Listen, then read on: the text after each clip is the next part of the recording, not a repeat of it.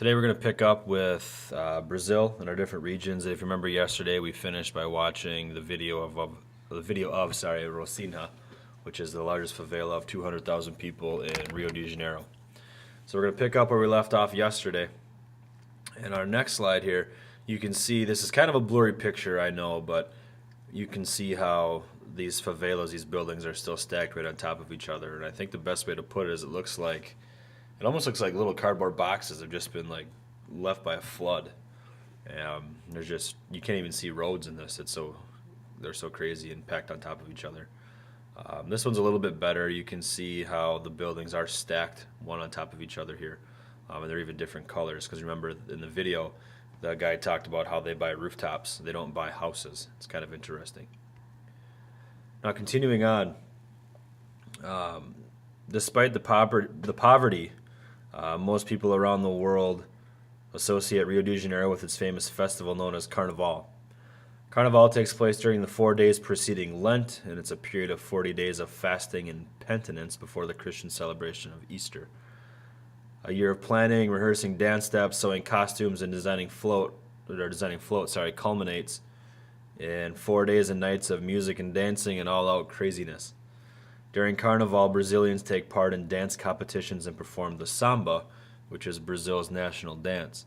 I used to actually have a video that went with this, but it no longer works, and it's very hard to put things of Carnival on here because the women are usually dressed pretty minimally, so not very school appropriate. But it's a Brazilian tradition, and like you heard the ladies say, this used to be a time period where the slaves were basically released and allowed to have fun. So it's very much a large part of Brazilian history. Now, north of the southeast region lies the Brazilian highlands, an interior area of hills on the country's central plateau. Brazil's capital, Brasilia, is located in these highlands, far from the country's other large cities.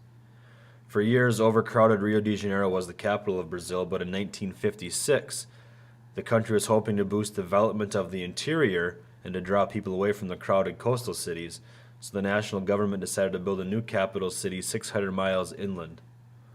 Officially inaugurated in 1960, Brasilia is in the mid-1990s had a population of about 1.8 million and today has a population of 2.5 million.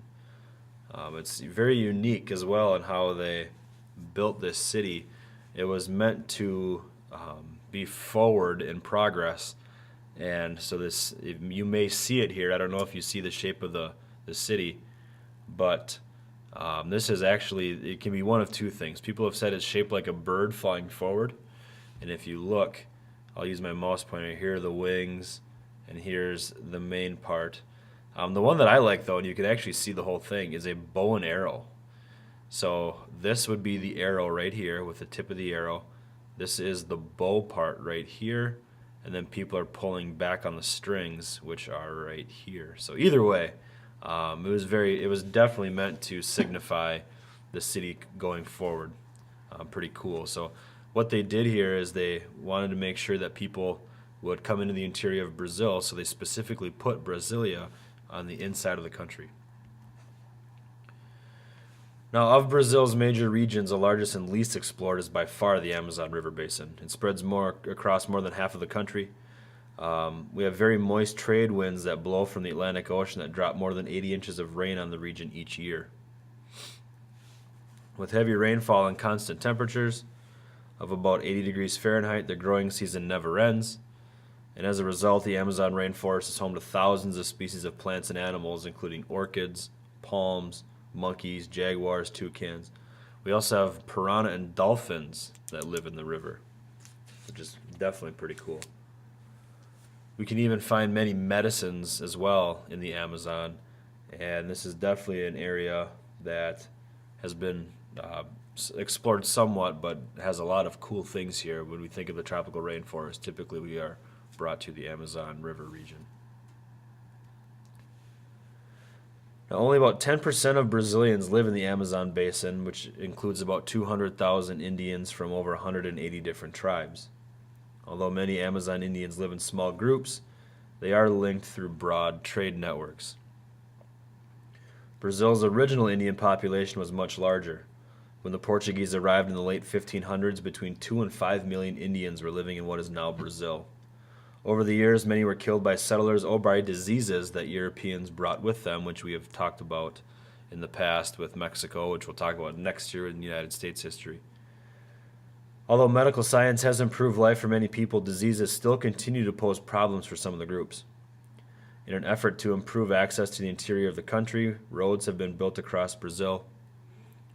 One of these roads actually cuts through territory of the Panara tribe.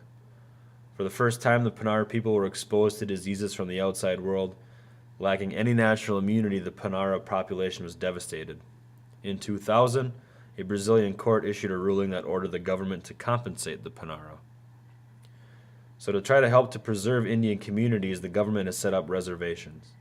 The reservations are designed to keep groups together and guarantee that some land remains available to Indians. Opponents argue that this system causes Indians to lose their culture as their way of life changes. And these people assert that reservations actually contribute to the disappearance of language, customs, and religion.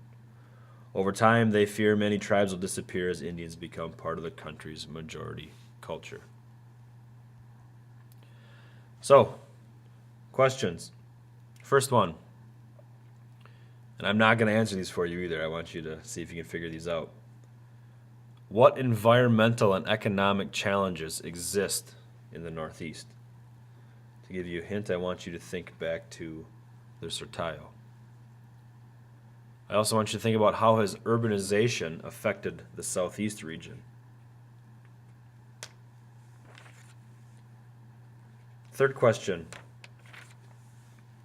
Why has the government encouraged urban growth and economic development in the Brazilian highlands?